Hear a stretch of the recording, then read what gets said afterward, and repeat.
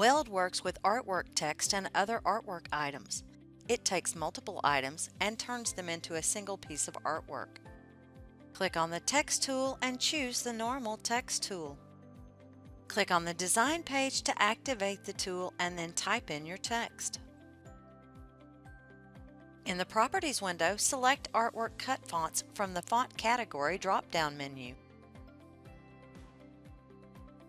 Click on the Font pull-down menu, select a font style, and then click Apply.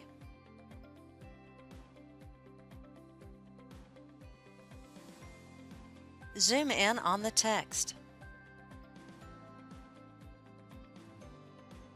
Use the adjustment diamonds to overlap the lettering. Click on the Select tool. Right mouse click on the text and choose Break Up Text.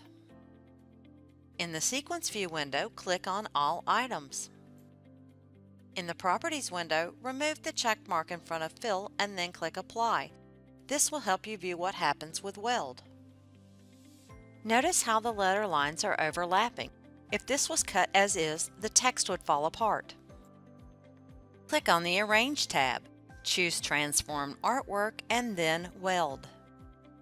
The text will now cut as a single unit with the exception of the dot on the eye.